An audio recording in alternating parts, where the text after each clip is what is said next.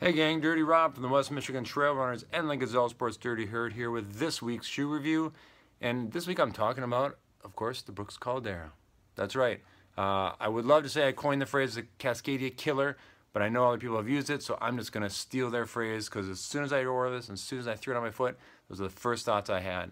I have trashed the Cascadia in the past. If you've watched any of my videos, you know I'm not a fan of that shoe and what they've done to it. I like a lot of trail runners. It was one of the very first shoes I ever tried out and one of the first ones I loved, so I had history with it, and I hate that I can't run it anymore.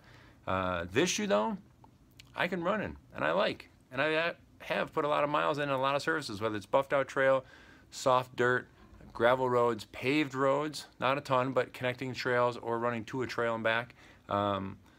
This shoe's been comfy in all of them, and it really is kind of a Cascadia killer if you're looking for a shoe to run in.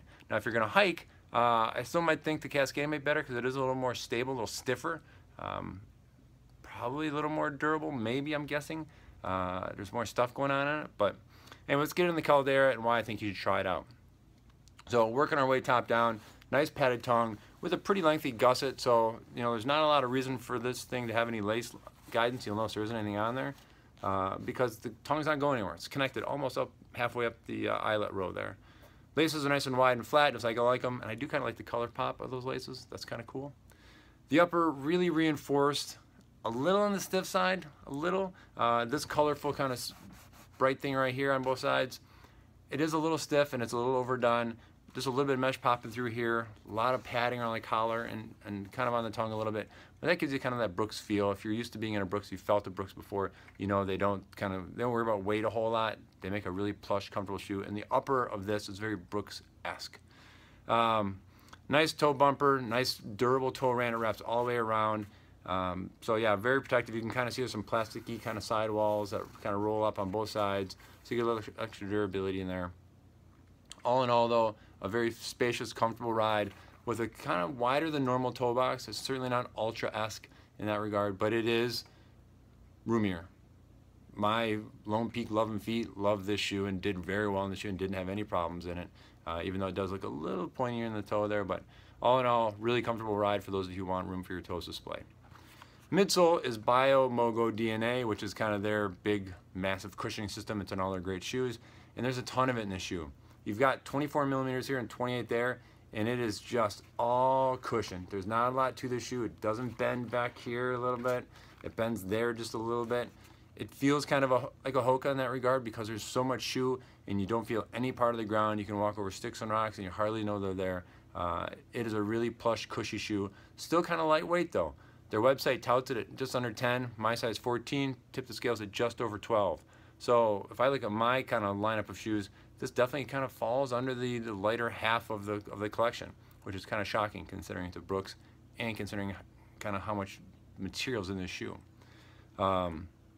Outsole, nothing too too amazing. I'm not gonna say it's terrain specific. It's really versatile, but if it's really nasty weather, if maybe even deep snow stuff, I might not wear this one because the lugs aren't all that deep. You see they're a little on the flatter side.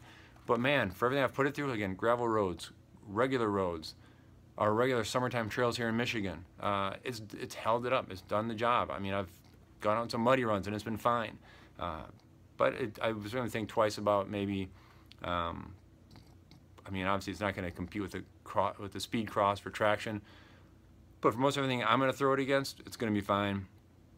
It's definitely worth a try, worth considering. I guess really for anyone out there looking for kind of a single quiver shoe that's going to cover a lot of territory, this is going to do the job for you.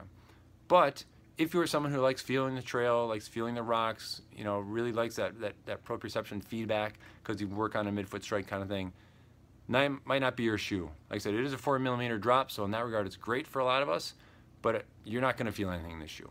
At least I couldn't. It really kind of muffled everything on the ground, which again, for a recovery day is great, for a long ultra type run is great, but for a day-to-day run, I personally like feeling a little more to the ground.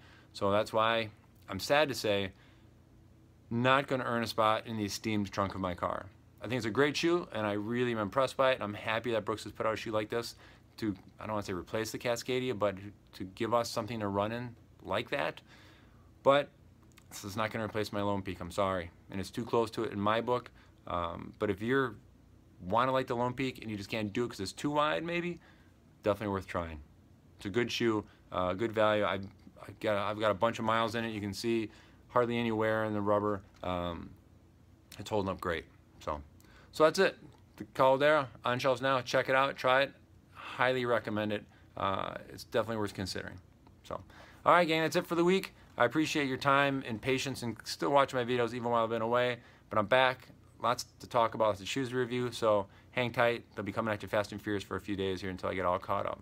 So that's it. Comments in the section below. I'll see you on the trails. Peace out.